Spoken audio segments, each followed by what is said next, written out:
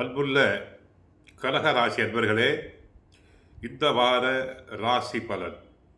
கடக ராசியினருக்கு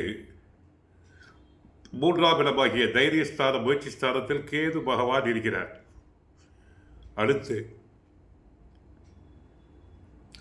7ஆம் இடத்தில் சூரியன் புதன், அஷ்டமத்தில் சனி, 9இல் சந்திரன் சுக்கிரன் ராகு இணைந்துள்ளனர்.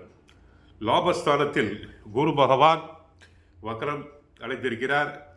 செவ்வாய்க்கிழமை முதல் குரு வக்கர நிவர்த்தி அடைகிறார். உங்கள் ராசிக்கு 7இல் புதன், 9இல் சுக்கிரன் சஞ்சரிப்பதும் வரும் செவ்வாய்க்கிழமை முதல் லாபஸ்தானத்தில் சஞ்சரிக்கக்கூடிய குரு பகவான் வக்கர நிவர்த்தி அடைந்து சஞ்சாரம் செய்ய இருப்பதும் உன்னதமான அமைப்பு என்பதால் உங்களுக்கு இருக்கக்கூடிய பிரச்சனைகள் எல்லாம் படிப்படியாக விலகி ஏற்றம் மிகுந்த பலன்களை பெறுவீர்கள்.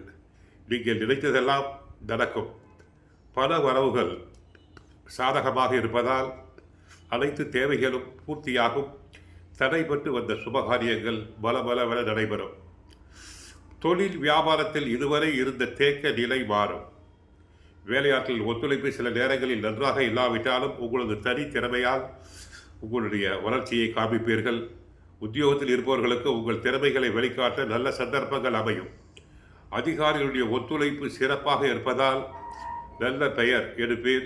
செல்வம் செல்வாக்கு பெருகும், ஐஸ்வர்யம் கூடும். கடினமான பணியை கூட எளிதாக செய்து முடிப்பீர். வண்டி வாகனங்களில் செல்கின்ற போது சற்று நிதானத்தோடு செல்ல வேண்டும். மாணவர்கள் எதிலும் சாமர்த்தியமாக செயல்பட்டு நல்ல மதிப்பெண்கள் எடுக்கக்கூடிய நேரமாகும். கிரகிப்பு திறன் தங்களுக்கு நல்லபடியாக கூடும். சுகாதிபதி சுக்கிரன் 9இல் இருப்பது நல்ல அமைப்பு. பொருளாதாரம் அதிகரிக்கும். கொடுத்த கடன்கள் வசூலாகும். புதிய ஆடை அணிகலன்களை வாங்கும் யோகம் உண்டு. தொழிலில் நல்ல முன்னேற்றம் ஏற்படும்.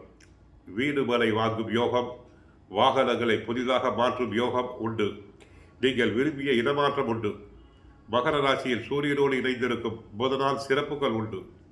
வீட்டில் சுபகாரியங்கள் நிகழும். சொத்து பிரச்சனை திருப்தியாக முடியும். உங்கள் உழைப்பிற்கு உரிய அங்கீகாரம் கிடைக்கும். மிதுனத்தில் செவ்வாய் வக்கரத்தில் இருக்கிறார். 5க்குரியவர் வக்கரம் பெறுவதால் பிள்ளைகள் விஷயத்தில் கவனம் தேவை. அவர்களது செயல்கள் உங்களுக்கு வருத்தத்தை தரலாம். ஆகவே பிள்ளைகள் மீது ஒரு கண் இருக்கட்டும். உடன்பிறப்புகள் உங்களோடு கருத்து மாறுபட்டு அதனால் மன அழுத்தம் ஏற்படலாம். பங்குதாரர்களிடம் எச்சரிக்கையோடு இருக்கவும்.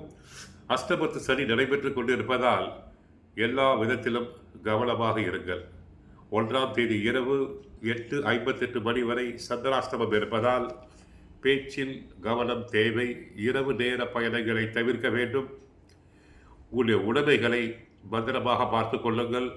கோவிலுக்கு சென்றால் புவனேஸ்வரி அம்மன், முத்துமாரி அம்மன், பழனி அம்மன் போன்ற அம்மன்களை வழிபடலாம். வாழ்க வளமுடன். இன்னும் சிறிது நாட்களில் சனிப்பெயர்ச்சி நடைபெற இருக்கிறது.